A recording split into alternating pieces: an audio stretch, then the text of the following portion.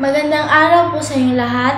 Ako po si Nova Habido at ngayong araw ay talakayin natin ang isang napakahalagang isyu na patuloy na nakaapekto sa ating kapaligiran.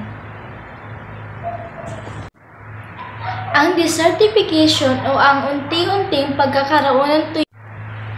Sa video na ito, alamin natin kung ano ang desertification, ano ang mga dahilan kung bakit ito nangyari at ano ang mga hakbang na maaari nating gawin upang mapigilan ito.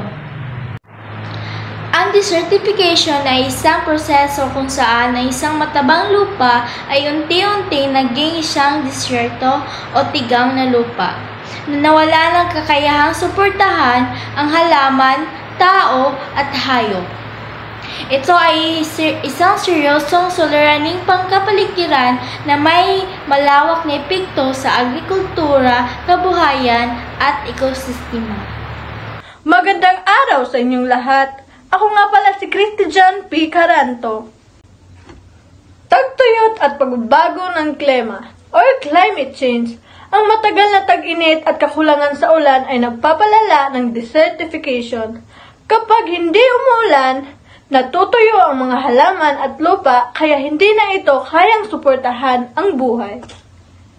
Labis na pagpapastol. Kapag sobra ang dami ng hayop sa isang lugar, nauubos ang damo at halaman dahil dito wala ang pananim na pumuprotekta sa lupa laban sa erosyon kaya natututuyo ito. Pagkakalbo ng kagubatan o deforestation. Kapag pinuputol ang mga puno at hindi na ipapalit ang mga ito, nawawala ang proteksyon ng lupa laban sa erosyon. Ang mga ugat ng puno ang tumutulong para hindi matangay ng ulan o hangin ang lupa. Kapag wala na ito, unti-unting matatangay ang matabang bahagi ng lupa. Hello, my name is Samantha G. Sumalpong. Deforestation. Pagputol ng mga puno. Kapag pinutol ang mga puno at hindi na pinapalitan, nawawala ang mga ugat na humahawak sa lupa. Dahil dito, ang lupa ay madaling tangayin ng ulan at hangin at unti-unting natutuyo. Overcultivation. Labis na paggamit ng lupa. Kapag sobra-sobra ang pagtanim sa isang lupain at hindi ito binibigyan ng pahinga, naubos ang sustansya ng lupa. Dahil dito, unti-unti itong nagiging hindi angkop sa pagtanim at natutuyot o natitigang.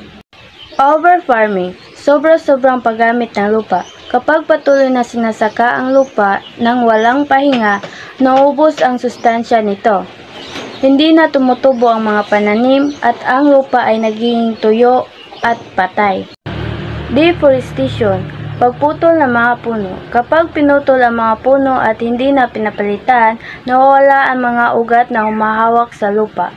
Dahil dito, ang lupa ay madaling tangayin ng ulan at hangin at unti-unting natutuyo.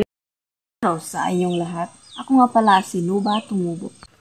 Kung sobrang dami ng hayop sa isang lugar, nauubos ang damo at halaman. Kapag wala ng tanim na pumipigil sa pagguho ng lupa, mas madali itong matuguan at masisira. Kapag hindi wasto ang paggamit ng tubig sa pagtatanim, maaaring tumataas ang level ng asin sa lupa na pumapatay sa mga pananim at pagsasama sa kalidad ng lupa. Magandang umaga sa lahat. Ako nga pala si Kid Justin Manday. Trigo. Ang pag-init ng mundo ay nagdulot ng matagal na tagtuyod sa ilang lugar. Kapag kulang sa ulan, hindi tumutubo ang mga halaman at nagtutuyo ang lupa, na isang humahantong sa desertification. Ang sistema ng irigasyon ay maaaring nagdudulot ng salinization o pagtaas ng asin sa lupa na pumatay ng mga halaman. Kapag hindi maayos ang paggamit ng tubig at lupa, lalo itong nasisira. urbanisasyon at paglawak ng industriya. Kapag ginagawang mga kalsada, gusali at pabrika ang mga dating lupang agrikultural, babawasan ang taniman at unti-unting nawala ang natural na balanse ng kalikasan. Irrigation ay nagdudulot ng kombinasyon ng gawain ng tao at natural na pagbabago sa kapaligiran. Upang maiwasan ito, mahalagang magsagawa ng responsableng paggamit ng lupa, pagtatanim mula ng mga puno at pagpapatili ng balanse ng kalikasan. At dito nagtatapos. Salamat.